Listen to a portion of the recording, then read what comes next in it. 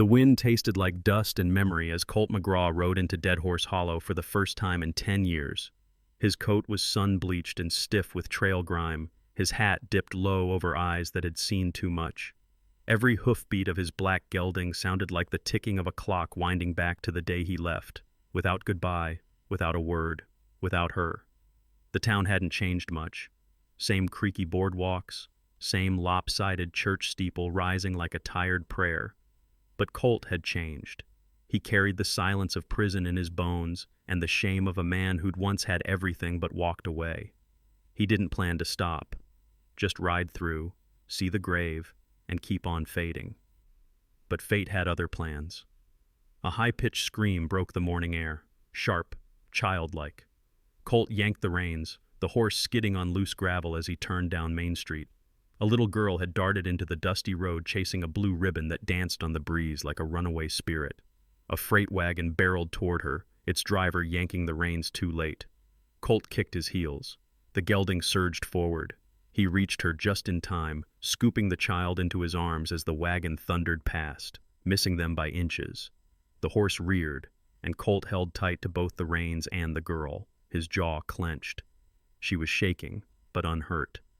Big brown eyes stared up at him, and for a heartbeat, time forgot to move. Because those eyes weren't just brown, they were his. He set her down gently. "You all right, darlin'?" She nodded, lips trembling. Yes, mister." A woman's voice sliced through the air. "Clara!" Colt turned. Josie Harper came running down the boardwalk like a storm in a blue calico dress. Her hair was tied back, her cheeks flushed, and her boots pounded against the boards. She pulled the girl into her arms, checking her over. Then she looked up and saw him. Their eyes locked. 10 years of silence cracked like thunder between them. Josie's expression didn't soften. It hardened like wet clay in the sun. "What the hell are you doing here, Colt McGraw?" she asked, voice low and laced with venom. Colt took off his hat. His voice came out slow, gravel thick. "Didn't mean to stir up trouble, just passing through." Clara peeked around Josie's skirt. "Mama, that man saved me." Josie's mouth tightened. "He's no one you need to thank, Clara." Colt felt the heat rise in his chest but said nothing. He tipped his hat and turned his horse. "I'll be gone by sundown," he muttered. Josie's voice followed him like a lash. "You should have stayed gone." As he rode toward the graveyard at the edge of town, Colt didn't look back. But in his saddlebag was a folded letter that smelled like pine wood and regret, and it had brought him home to bury more than just a man. He had come to bury the past, but the past had a little girl with his eyes, and a woman who never stopped burning behind them. Dead Horse Hollow, Texas. Later that day, Josie Harper's front door slammed shut with a force that made the windows rattle. Clara clung to her dress, eyes wide from the encounter in town. Josie's breath came in sharp bursts as she bolted the door, her hands trembling, not from fear, but from fury. Of all the men still drawing breath, why did it have to be him? Colt McGraw. The name hadn't crossed her lips in 10 years. She'd buried it with every heartbreak, every harvest, every night she sat alone while Clara asked why she didn't have a father like the other girls. And now he was back, just like that, riding in like a shadow from a story that never should have been told again. Josie knelt and held Clara by the shoulders. "Are you sure you're all right, baby?" Clara nodded, brushing hair from her face. "He saved me, Mama. He was real gentle, like he knew me." Josie's jaw tightened. "That man doesn't know you, and you don't need to talk to him again, you understand?" Clara frowned, her gaze dropping to the worn floorboards. "But he looked sad, like he was hurt inside." Josie's heart twisted. She turned away before her daughter saw the war breaking loose behind her eyes. She walked to the sink, poured a cup of water, and drank it down in one long pull, trying to smother the fire rising in her throat. Behind her, the front door creaked open. Josie spun around. "I said stay inside." But it wasn't Clara. It was Hank. He filled the doorway like a storm cloud, broad, scruffy, and drunk by the look of it. His boots tracked dust across the floor as he tipped his hat and grinned like he owned the house, the town, and her nerves. "You look like you seen a ghost," he said, chuckling. "He's back, ain't he?" Josie's hands curled into fists. "How long have you known?" Long enough to know he's trouble. Hank tossed his gloves on the table, the stench of sweat and whiskey clinging to his coat. You best keep that kid away from him. I can handle my own daughter. Maybe. But if he finds out the truth, Josie snapped, you keep your damn mouth shut, Hank Harper. He stepped closer, voice dropping like a threat. I ain't the one who kept secrets. You think Colt's gonna ride in, tip his hat, and make all the pain disappear? You think he won't tear this house apart when he finds out he's got a kid? Josie grabbed a kitchen knife. She didn't raise it, but she didn't set it down either. Say one more word, and I swear. Hank raised his hands, smirking. Easy now, little sister. Just looking out for you. He turned and walked out, the door slamming behind him. Josie stood there, alone again, her hands shaking, this time from something colder than rage. It was true. Colt McGraw did have a daughter, and Josie had kept her a secret for 10 long years, not out of hate, but because the man who once held her heart had made a vow, and broke it without a word. 10 years earlier, Harper Ranch, 1870. The stars stretched across the sky like scattered silver dust. Josie Harper lay back on the cool grass, her hair spread around her like a halo, and Colt McGraw lay beside her, arms folded behind his head, staring up at the same stars. The world had felt smaller then, simpler, like everything they needed was right here on this patch of earth, with only the sound of crickets and the far-off yip of a coyote between them. I'm gonna buy that stretch of land east of here, Colt said, voice low, certain. Run my own cattle, build a place with my own hands. Josie turned her head toward him, her breath catching. And what about me, Colt? Where do I fit in all that? He turned to meet her eyes. Right beside me, where you belong. Her heart thudded, fast and full. He wasn't a man of many words, but when he spoke like that, with that grit and quiet promise, it felt like scripture. She reached for his hand, their fingers tangling in the dark. Don't you make a vow you can't keep, she whispered. I don't break my word, Josie. Present day, McGraw Ranch Cemetery, 1880. Colt stood alone by the grave of his father, hat in hand. The headstone was simple. Silas McGraw, 1823 to 1880. A man is only what he stands for. The sun beat down, merciless as memory.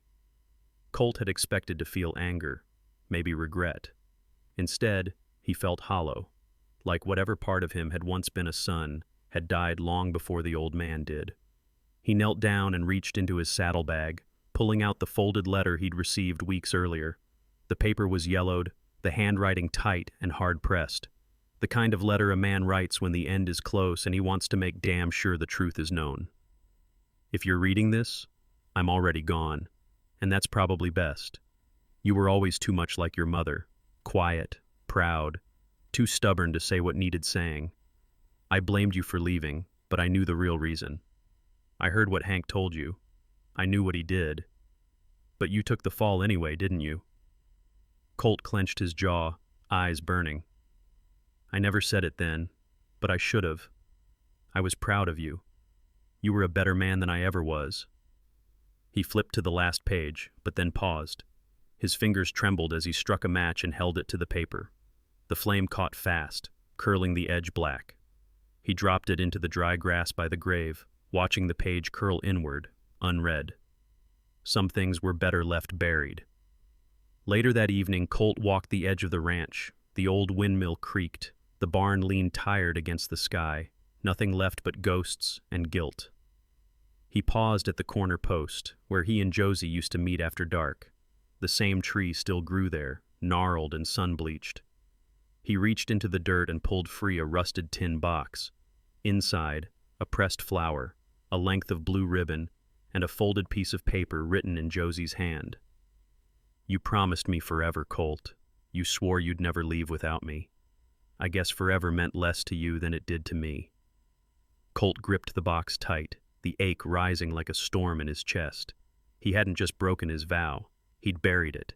And now, every step he took back into this town threatened to dig it up again, along with all the pain it carried. Edge of the Harper Ranch, late afternoon. The sun hung low behind the hills, bleeding orange across the sky like a wound that wouldn't close. The heat of the day still clung to the dust, but a breeze had picked up, just enough to rustle the dry grass and whisper secrets through the fence posts. Colt McGraw sat quiet in the saddle, half hidden behind a mesquite tree. His rifle lay across his lap, but he wasn't hunting, not in the usual sense. His eyes were on a girl, Clara. She was down by the creek, tugging on a frayed rope that led to a half-grown calf trapped in the mud. She grunted, boots sinking, dress smeared with red clay, too stubborn to leave the little thing behind. Just like her mother used to be. Colt hadn't meant to come this close. He told himself he just wanted to see the ranch again, maybe catch a glimpse of Josie if she was out feeding chickens. But then he saw Clara, and the world narrowed to just her. She looked so damn much like him it hurt. Same eyes, same jaw. Even the way she frowned when she was focused. He used to see that same look in the mirror back when life hadn't hollowed him out. Suddenly, Clara slipped. Her foot caught in the mud, and she fell with a cry, disappearing halfway into the bog. The calf bucked, nearly kicking her in the head. Colt didn't think. He moved. He was off his horse and down the embankment in seconds, boots slamming into the creek bed as he tossed his rifle aside and waded into the muck. "Hold still," he barked, grabbing the calf's halter with one hand and yanking Clara free with the other. She gasped, coughing water, hands clawing at his shirt. He hoisted her up, mud dripping from both of them, and carried her out like she weighed nothing.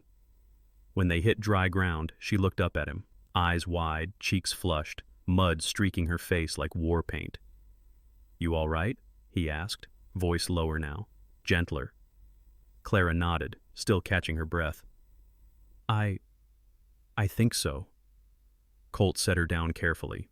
She stared at him a moment longer, then her gaze dropped to the rifle on the ground and the black gelding tied to a tree behind them. "You're the man from town," she said. "The one who saved me." Colt nodded once. "Guess I got a habit of being in the right place." She gave a small, awkward smile, one that twisted his gut. Then came the sound of boots. Colt's head snapped toward the ridge. Josie stood at the top of the hill, shotgun slung loose in her arms, jaw clenched like she'd bitten down on regret and wouldn't spit it out. "Step away from her," she called out. Colt raised his hands, slow and careful. She slipped. I helped. That's all. Josie moved like a storm cloud, down the slope and across the creek bed, her eyes flicking over Clara before settling on him. "I told you to stay away." "She could have died, Josie." "She's my daughter," she snapped. "And you don't get to play hero after a decade of silence." Colt didn't flinch. "I ain't trying to play anything." Josie stepped between them, pulling Clara to her side. Her voice was steady, but her eyes shimmered. "You don't get to look at her like that." Colt nodded, jaw tight, something breaking in his chest. "I never stopped looking, Josie. I just couldn't face what I left behind." Josie shook her head. "Then do us both a favor, and ride on." She turned, leading Clara up the hill without another word. Colt watched them go until the sky turned purple behind them. Then he picked up his rifle, mounted his horse, and rode back into the silence he'd come from. But the echo of her eyes, the same ones staring up from a child's muddy face, would not let him go. Harper Ranch, 2 days later. Josie slammed the barn door hard enough to startle the hens and set a few feathers loose. Her palms were raw from wrangling busted fence wire all morning, and her back ached from hauling feed she couldn't afford. The wind kicked dust into her face as if the land itself had turned against her. Every corner of the ranch whispered one cruel truth louder than the rest. She was losing it. She stood in the yard, fists on her hips, and looked at the house she'd kept standing for a decade without Colt McGraw, without his name, without his help, and now he thought he could just ride in and play savior? Josie spat in the dirt. Inside, Clara sat at the table, scribbling pictures in the corner of a feed ledger. Her little voice piped up soft. "Mama, when's the next cattle drive coming through?" Josie swallowed hard. "Not for a while, sweetheart. Why?" Clara didn't look up. "Just wondered if maybe we could sell more stock, fix the fence, maybe buy that brown paint you like." Josie looked away before tears betrayed her. Clara had no idea they were one bad week away from losing everything. And Clara had no idea that the man who saved her from the mud was the same man who once promised Josie the world, then vanished. Out by the west fence line, a wagon kicked up dust as it rolled in uninvited. 2 riders flanked it, men with polished boots and dead eyes. In the driver's seat sat a man with a silver-handled cane and the smile of a wolf. Eli Rourke. He didn't bother tipping his hat when Josie met him at the gate. "Afternoon, Miss Harper. Thought I'd swing by. Heard you've been having trouble keeping cattle in." Josie crossed her arms. "You been sending coyotes after 'em too?" Rourke's grin widened. "I don't need coyotes. Wind does just fine." She didn't smile. Rourke leaned forward. "Look, I'm a businessman. I understand pride. Hell, I admire it. But this land's getting harder to work, and you ain't got the manpower or the herd to keep it." "I'm not interested." "You might be soon. Word is you're behind with the bank. A lot behind." Josie's jaw locked. "That ranch of yours ain't just a place," Rourke said, voice lowering. "It's a noose, and it's tightening every day." Josie didn't blink. "If you're done flapping your gums, you can turn that wagon around." Rourke didn't move.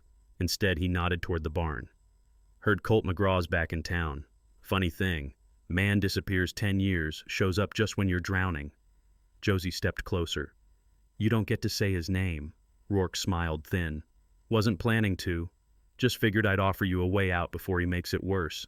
Then he flicked the reins and rolled off, leaving the stink of tobacco and smugness behind him. That night, Josie sat alone on the porch with a rifle across her lap. She watched the moon rise and listened to the creaks of an old house trying not to fall down. She heard Clara breathing soft through the open window. Then she heard boots. She knew the rhythm, slow, heavy, regretful. Colt. He stepped onto the porch, staying in the shadows. "I ain't here to cause trouble," he said. Josie didn't raise the rifle, didn't lower it either. "Too late for that." "I heard about Rourke." "You mean you brought him?" she snapped. Colt's jaw twitched. "I didn't come back to ruin things." "You already did that, 10 years ago." He looked at her, eyes hollowed by things he hadn't said yet. "Let me help." She stood. "You help by staying gone." Their eyes locked, long, hard, full of everything they never said.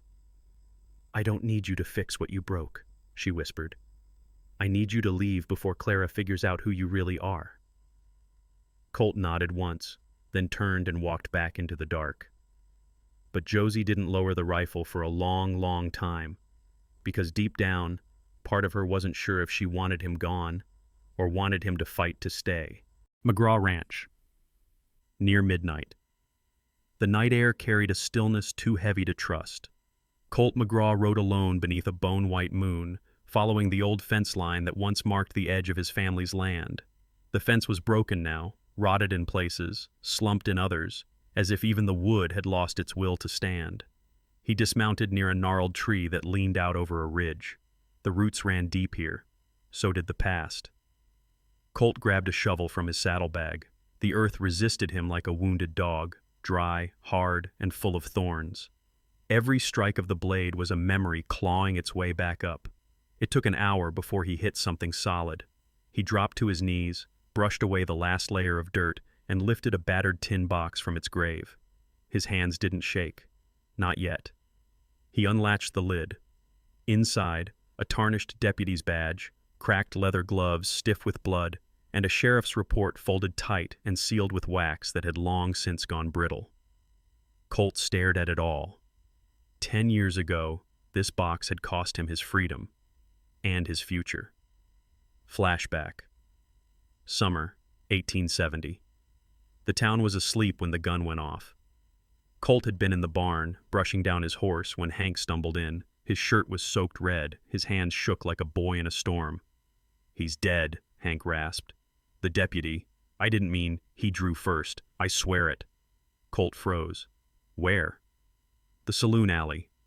Colt looked his brother-in-law in the eyes, saw the panic, the truth, and the weakness all tangled together. "You take Clara, you take Josie, get him out of town." "But," Colt shoved him hard, "do it, I'll handle the rest." He'd gathered the gloves, the badge, the gun, hid them in the box. And then he'd ridden straight to the sheriff and confessed. Said it was him. Said he did it in a drunken rage. Never once told the real story. Present day. Colt sat in the dirt, sweat dripping down his neck despite the chill. He held the badge up to the moonlight, its star warped with age. The same badge that once meant justice. Now, it meant betrayal. He'd thought he could forget. He couldn't. A twig snapped behind him. He stood quick, hand going to his revolver. But it was only a figure in a coat stepping out from the tree line. Josie. Her eyes fell on the open box. On the blood. On the truth laid bare. Colt didn't speak. He didn't have to. "You took the blame," she said quietly. He nodded. "For Hank?" Colt's voice was gravel. "He's your brother." Josie's breath caught. "And you think that makes it right?" "No, just made it necessary." She looked at him like he was a stranger, like every word he'd never said was now sitting between them in the dirt. "Why didn't you tell me?" "Because I knew what you'd do. You'd hate him, and I couldn't live with that." She swallowed hard. "You left me alone, pregnant, ashamed, thinking you were a murderer, thinking you chose the bottle over me." Colt dropped his gaze. "I chose you, Josie. I always did." The wind stirred the tall grass. Neither spoke. Then she turned, slowly, walking back toward the house, leaving the box and Colt behind. But she didn't tell him to leave. And that was the first mercy he'd felt in 10 long years. Harper Ranch, midnight smoke. The first whiff of smoke was faint, just a whisper on the wind, so soft Josie almost didn't notice it. But the horses did. Their whinnies rose sharp through the night like a warning shot. Josie jerked upright from her cot, heart pounding, lungs tight. She didn't stop to put on boots. She ran barefoot out onto the porch, her nightgown billowing around her legs like a ghost in the moonlight. And there it was, orange glow dancing in the black. The fence line was on fire. The flames roared like they'd been waiting for a reason to burn. Dry posts crackled and snapped, collapsing one by one into a heap of sparks and ash. It moved fast, too fast for an accident. Josie grabbed the water barrel and threw its contents on the nearest patch of grass, but it wasn't enough. Her fence, her line of defense against rustlers, coyotes, and cattle drift, was going up like kindling. Behind her, Clara's voice cried out from the porch. "Mama!" "Stay inside," Josie shouted, already running barefoot across the field. She didn't hear the second voice until it was too late. "Mama! Daisy's gone!" Josie froze. "What?" "She ran toward the creek. I tried to stop her." Daisy, Clara's calf. The only one born that spring, the only one Clara named. Josie cursed under her breath, chest heaving. Her daughter was too much like her, stubborn, tender, and reckless, and there was no way she was staying put if that calf was out in the fire. Clara had already disappeared into the brush when Josie reached the west pasture. Smoke stung her eyes and clawed her throat raw. She could barely see 5 feet ahead. Branches snapped. Sparks floated on the breeze like devils. "Clara!" she screamed. No answer. Panic surged like a broken dam. Then, a flash of movement. A figure on horseback riding fast. A black gelding burst through the haze like thunder. Colt. Josie nearly dropped to her knees. He rode straight into the firelight, eyes scanning, jaw clenched, reins loose in his hands like the horse was an extension of his will. "There!" Josie cried out, pointing to the far end of the pasture. Colt turned hard, vanished into the smoke, and came back with Clara in his arms. She was coughing, soot streaking her cheeks, her arms clutched tight around Daisy's neck. Colt had both of them. One arm around Clara, the other guiding the panicked calf by its halter. Josie ran toward them, her vision swimming. Clara dropped into her mother's arms, crying hard now. "I didn't mean to. I just couldn't let her burn." Josie held her so tight it hurt. Then she looked up at Colt. His shirt was scorched across the sleeve. The burn mark on his arm was angry and raw, already blistering. But he didn't say a word, didn't wince. He just nodded, then turned and walked the horse back into the smoke to stomp out what he could. Later, After the flames were down to embers and the last of the fence had fallen, Josie approached him with a wet cloth. "You should see Doc Harris," she said. Colt shrugged. "Had worse." She pressed the cloth to his arm anyway. He hissed, but didn't pull away. "You didn't have to do that," she said. He looked at her. "Yeah, I did." Their eyes held. For once, there was no anger in hers, just a tired, fragile kind of gratitude, the kind that didn't come easy, the kind that lived in people who'd lost too much and learned to stop hoping. "Thank you," she said quietly. Colt gave a soft nod. "I'll rebuild the fence." Josie studied him for a long moment. "You sure you're not just here to make up for what you did?" He met her gaze, steady as the stars overhead. "Maybe. But maybe I'm just tired of riding away from things I should have stayed and fought for." And with that, he picked up a hammer and walked into the ash. Josie watched him go, heart pounding harder than it had in a long time. She wasn't sure if she hated him less, or if she was starting to hope again. Dead Horse Hollow Harvest Dance, October 1880. By the time the sun sank behind the hills, the whole town had gathered around the old barn on the edge of Main Street. Strings of lanterns hung from the rafters, casting warm amber light over rough-hewn beams, hay bales, and folks in their Sunday best. The music spilled out like smoke, fiddles, banjos, and boots slapping the worn floorboards. It was the only kind of joy this town allowed itself anymore, and even that felt like borrowed time. Josie Harper hadn't planned to come. She didn't have the time, didn't have the dress, and sure as hell didn't have the heart. But Clara had begged, and the dress, that blue dress, still hung in the back of the closet like a dare. The same one she wore the night Colt McGraw kissed her for the first time, the last night she believed in forever. Now, she wore it like armor. She stepped into the barn and the noise dipped just slightly. Eyes turned. Whispers buzzed. "That's the Harper woman. Still hasn't remarried. Raised that girl alone. Proud, that one. Dangerous, too." But Josie walked like she didn't hear a word of it.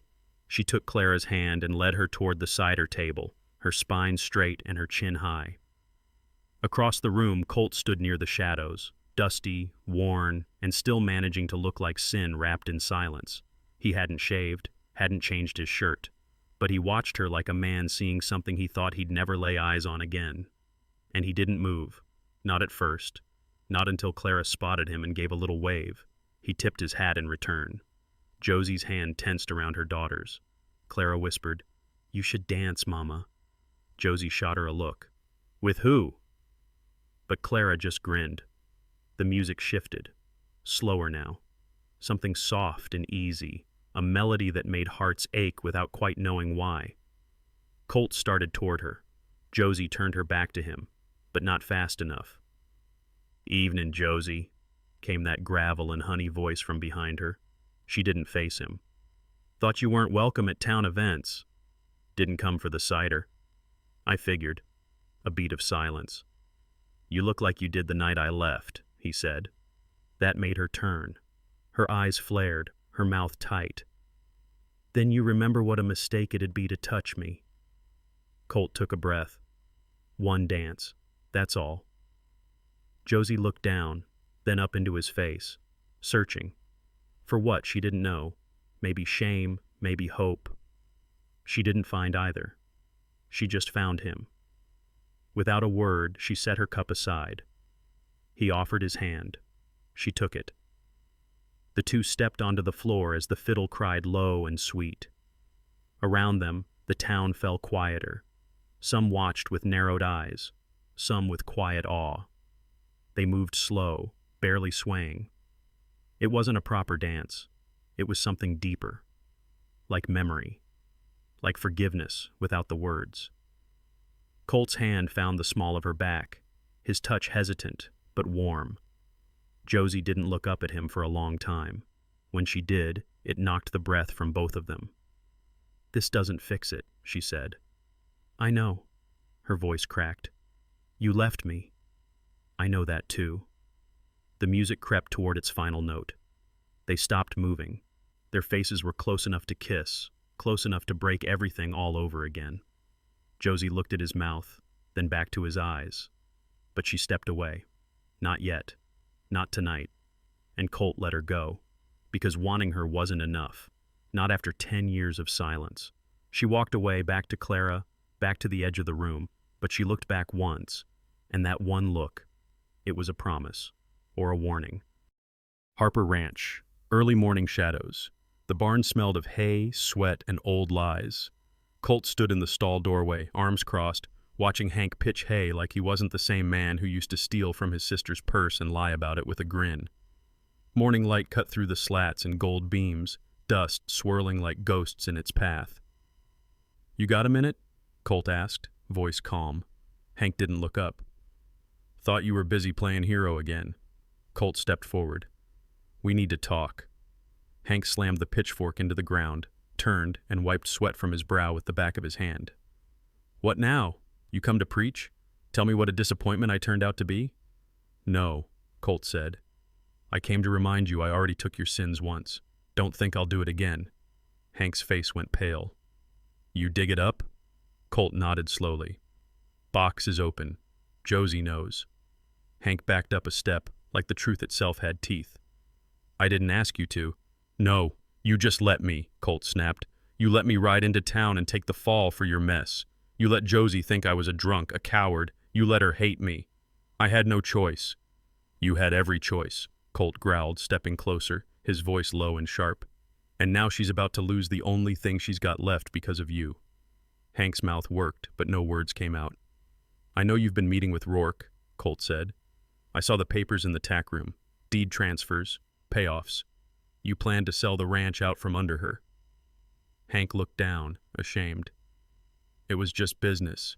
I didn't mean for it to get this far."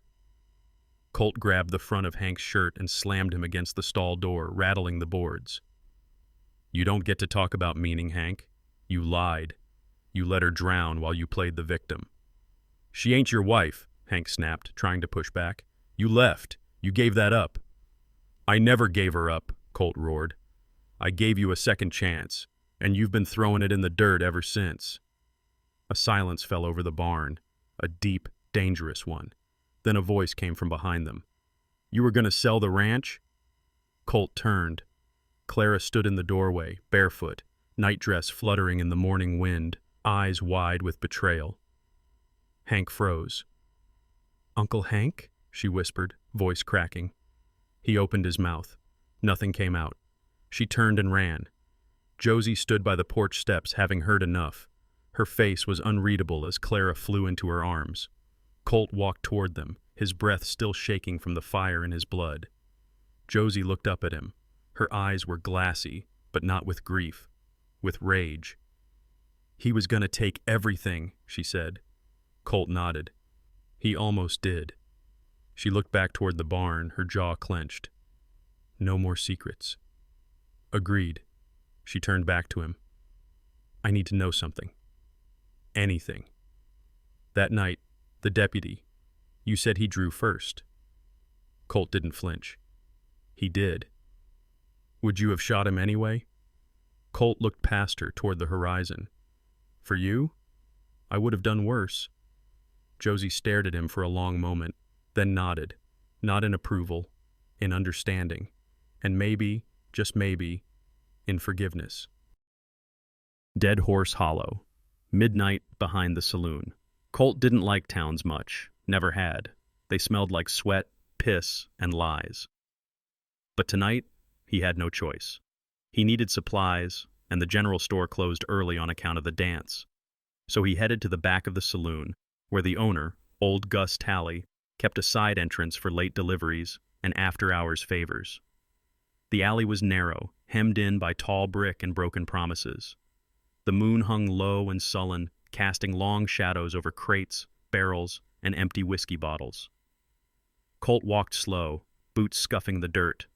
His eyes scanned the dark like they always did, out of habit more than fear. But he never saw the blade coming. It flashed once, caught the moonlight, and sank deep into his side.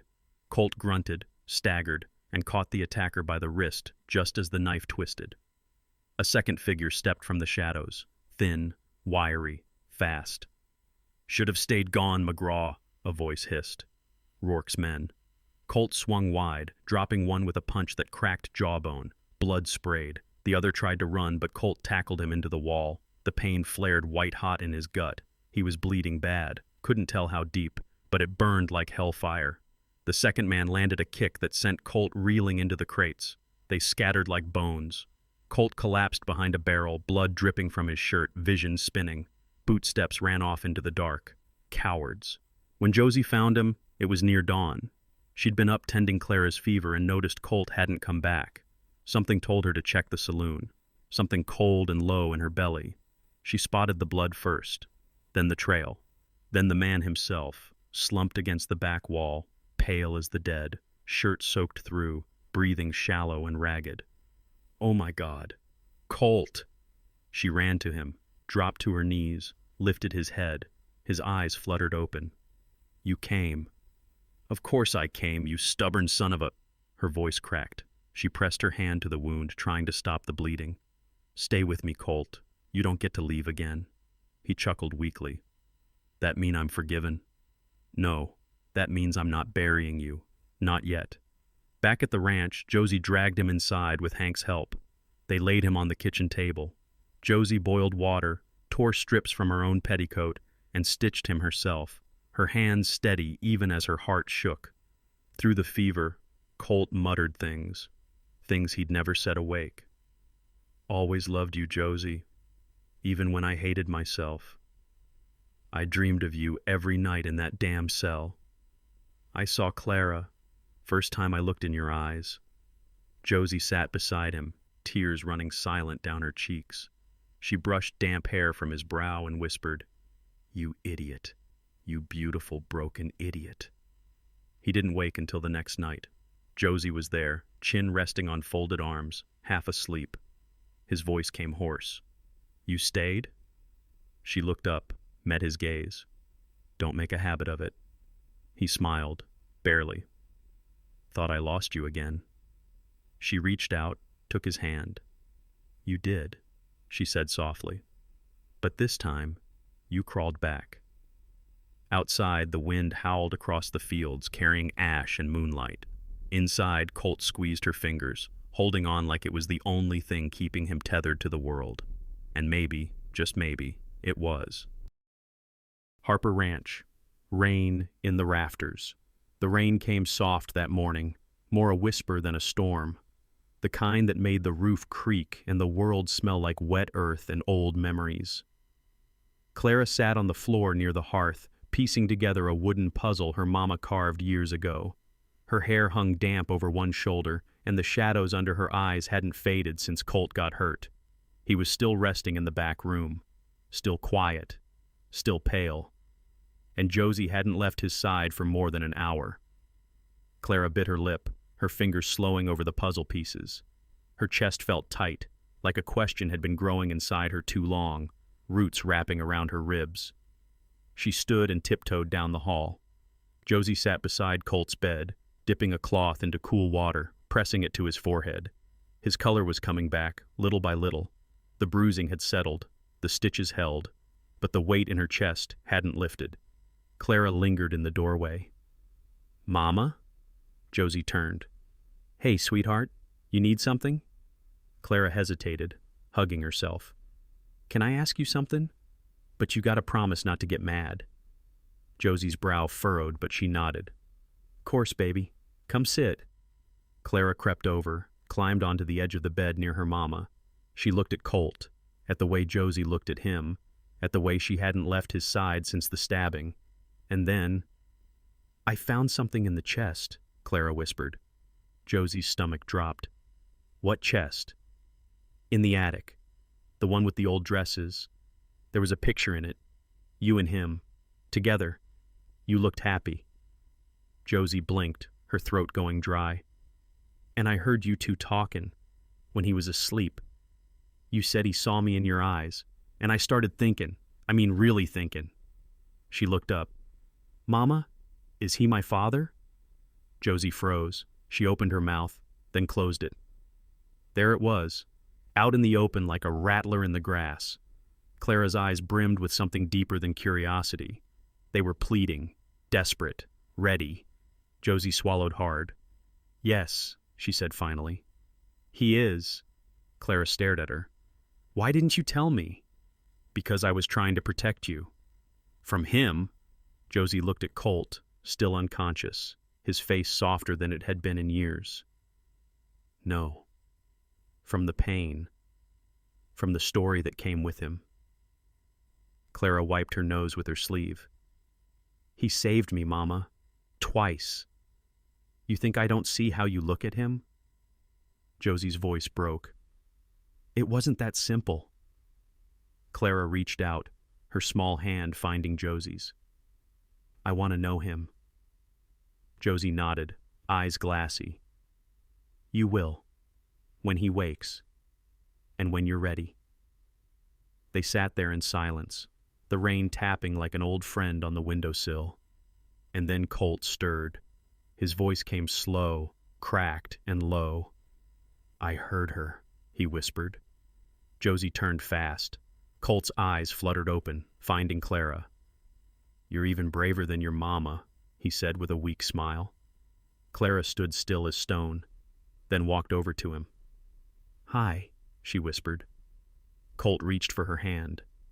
Hi. Josie watched them, hand over her mouth, tears slipping down her cheeks.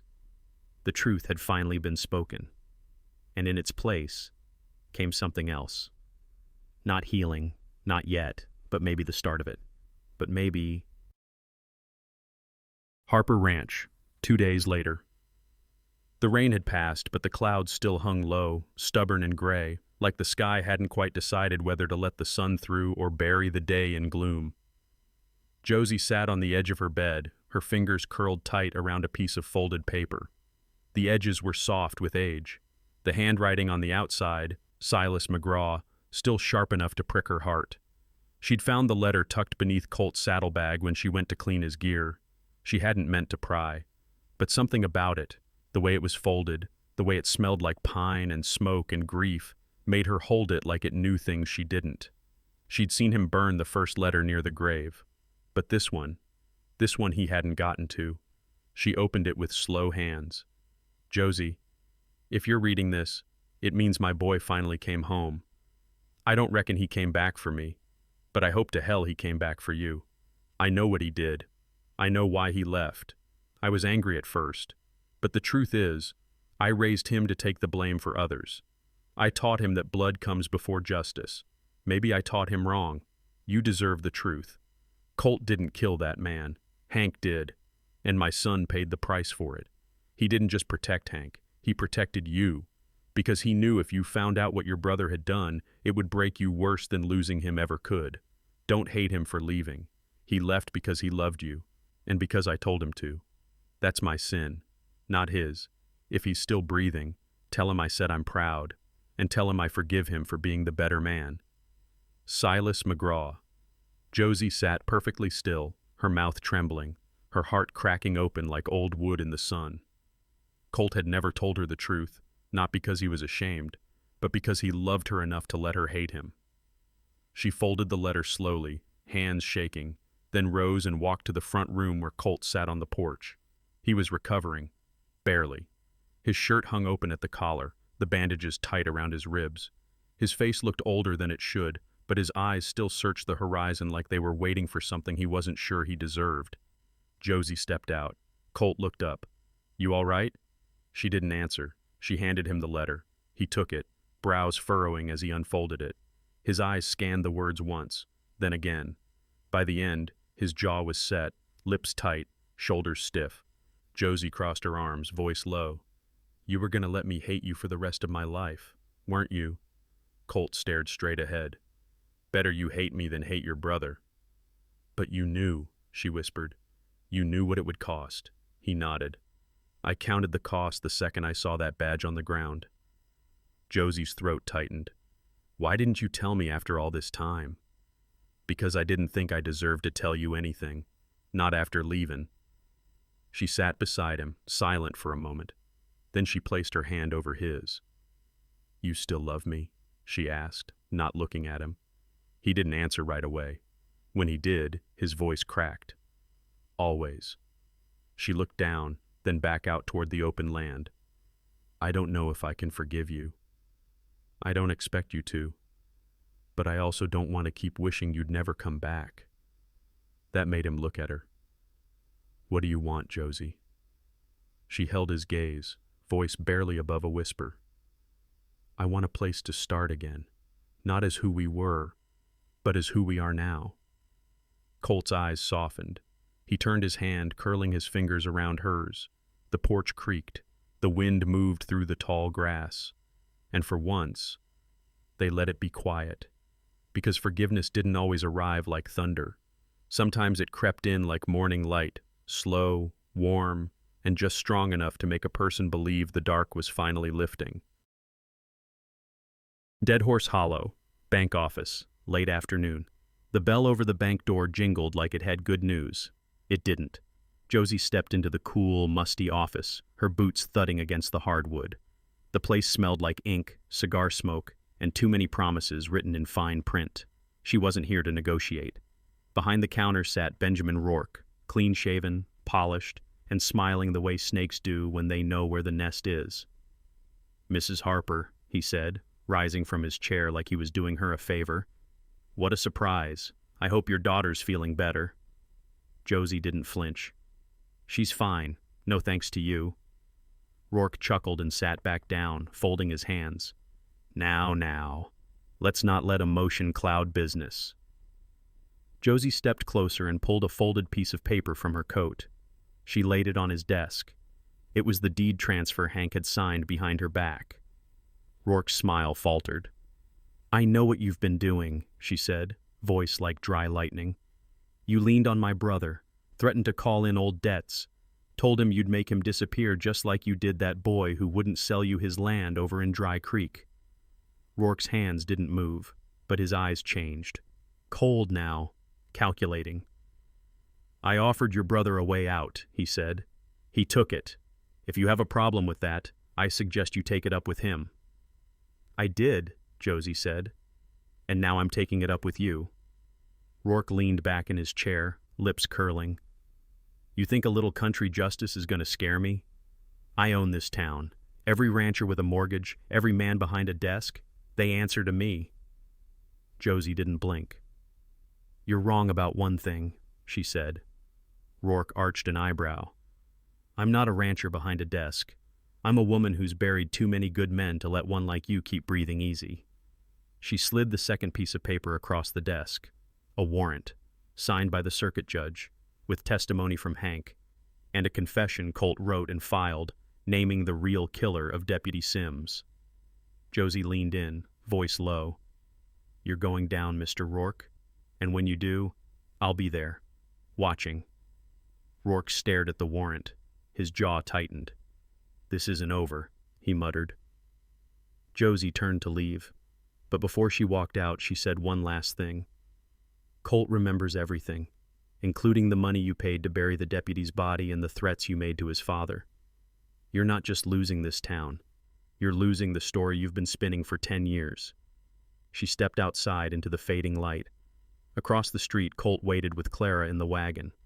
She ran to Josie as she approached, climbing into her lap. Well, he asked. It's done, Josie said. Colt looked toward the bank, jaw set.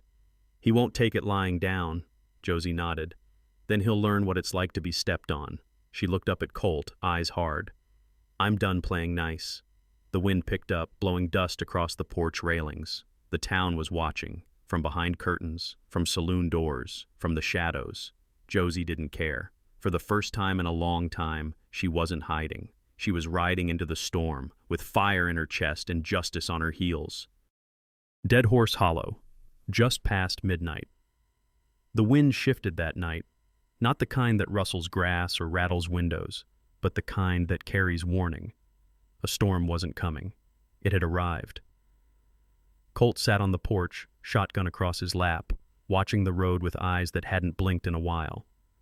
Every creak of the trees, every scrape of hoof on stone made the hair on his arms rise. Behind him, the lamp inside flickered. Josie paced. Hank sat in the corner, ashamed to breathe too loud, and Clara, wide-eyed, clutching her mother's Bible, watched it all like a girl who'd grown up too fast. Colt's voice came low. "He's coming."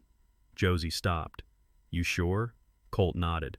"Man like Rourke doesn't take humiliation. He takes revenge." She stepped out onto the porch beside him. "We're ready." He looked at her. "No," he said. "You're brave. That's different." Down the road, torchlight flickered. 5 riders, slow and sure. One of them wore a silver vest that caught the moon like a mirror. Rourke. He didn't bring lawyers. He brought fire. The riders stopped 50 feet from the porch. Colt stood, racked the shotgun, and stepped forward into the open. "Turn around, Rourke," he called. "You ain't got the law on your side tonight." Rourke grinned. "I brought something better," he signaled. 2 more men stepped out from the dark behind the house. Hired guns. Sneaky bastards. Josie raised her rifle before either got too close. Colt didn't move. "This ain't business. This is personal. You sure you want to see how personal it gets?" Rourke dismounted, slow, like a man peeling off a lie. "Your little testimony might have slowed things down," he said, "but I still own the land. The court date's set. You'll lose the ranch in 2 weeks." Josie stepped beside Colt. "Then why show up tonight?" Rourke's face twitched. "Because I like watching things break before they burn." He raised his hand.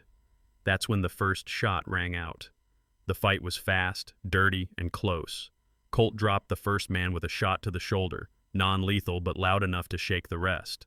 Hank, from the upper window, fired his father's old revolver, catching a rider in the leg. Josie, calm as morning, took out the second ambusher near the stables. But Rourke didn't fire. He ran, straight into the barn. Colt followed, chest heaving, the shotgun heavy in his hands. Inside, the shadows curled like smoke. Rourke waited behind a haystack, pistol drawn. Colt ducked, rolled, and came up swinging. The butt of the shotgun cracked Rourke's jaw. They wrestled in the dirt, years of bad blood rising like a flood. Fists, curses, knees to the gut. Finally, Colt pinned him. "You burned too many bridges," Colt said through gritted teeth. "And now the river's dry." Rourke spat blood. "She'll lose it anyway, and you'll just be the fool who helped her hope." Colt pulled back, then didn't strike. Instead, he stood and kicked Rourke's gun across the barn floor. "We're done," Colt said. "This land don't belong to you." Rourke lay in the dust, coughing, blood on his tongue. "You think this is justice?" he wheezed. "No," Colt said, walking away. "This is mercy." When the law arrived the next morning, they found Rourke hog-tied beside the well. His men had scattered.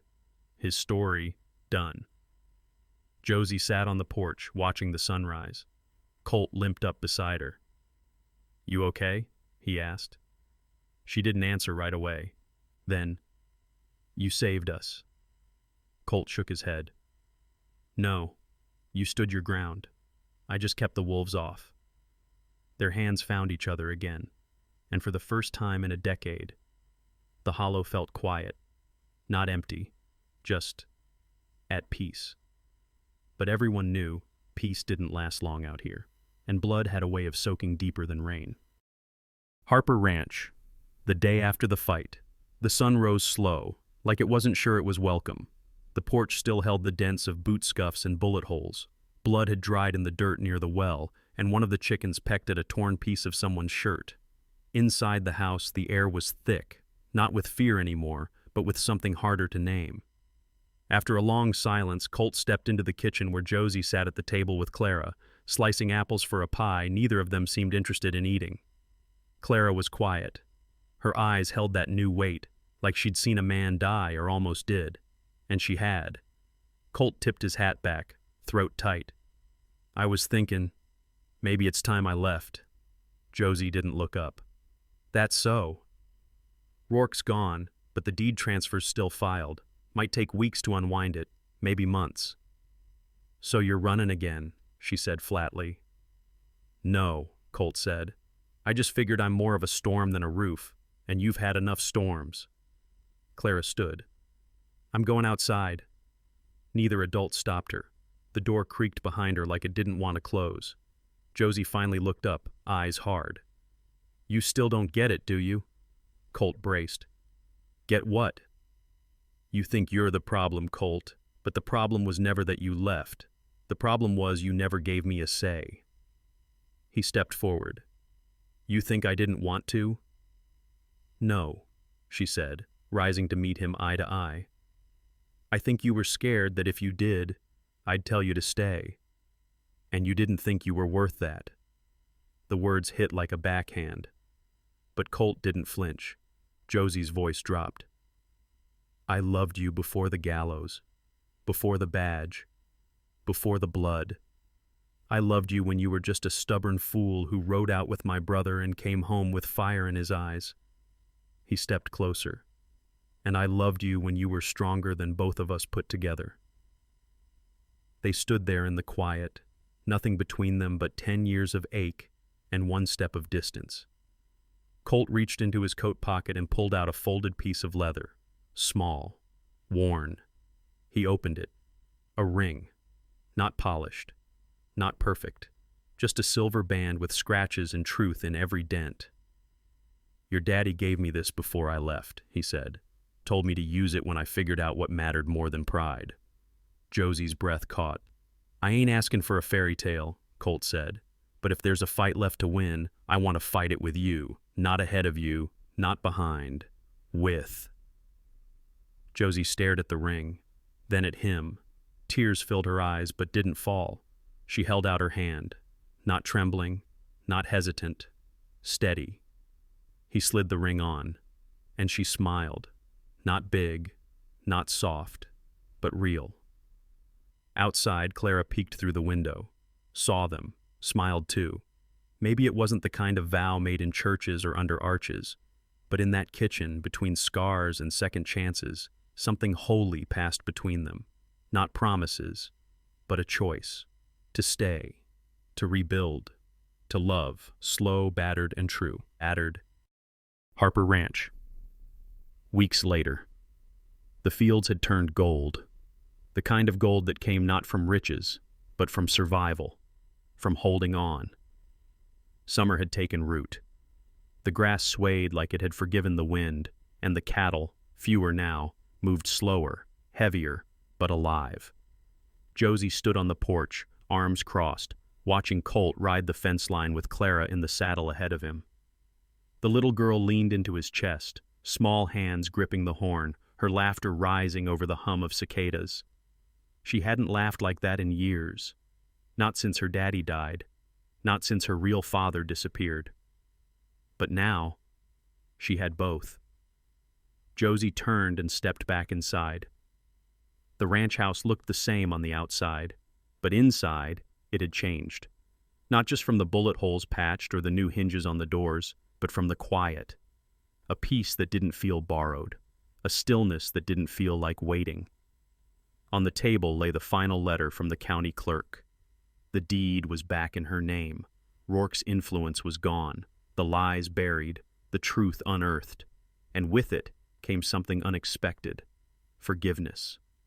That night, the sky cracked open with stars, the kind of stars that made you feel small in the best way. Colt stood by the fire pit behind the barn, poking at the embers with a stick. He heard her before he saw her, barefoot in the grass, long skirt brushing her ankles, eyes locked on him like she'd never stopped. Josie stopped a few feet away. "You promised me something once," she said. Colt tilted his head. "Did I?" She nodded. "Said you'd never leave unless I told you to." He sighed. "I remember." She stepped closer. "I never told you to leave, Colt. I just didn't know how to ask you to stay." He set the stick down. "I broke a lot of things when I left," he said. "But the worst was the promise I made when I was 19 and stupid." She smiled softly. "What promise was that?" "That I'd marry the rancher's daughter and never let anything touch her but love and sunlight." He took her hand. "I let shadows touch you instead." Josie reached up, tracing the scar near his temple. "And you fought every one of them to come back." They stood there, firelight dancing on their skin, silence pressing in around them like a quilt of stars and smoke. She leaned in. He didn't move. And then, finally, her lips met his. Not rushed, not desperate, just home. The next morning, Clara found them sitting on the porch swing side by side, fingers entwined, watching the dawn. "Mama?" she said. Josie smiled. "Hmm? Are we okay now?" Colt looked at Josie. She squeezed his hand. "We're getting there, baby," she said. "One sunrise at a time." The end. But for folks like them, where love is earned, scars are shared, and vows are rewritten, the end was just a new kind of beginning.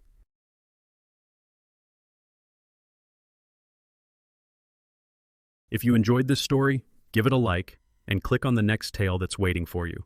Don't forget to subscribe to Saddlehorn Stories for more gritty Western romance that'll grip your heart and stir your soul.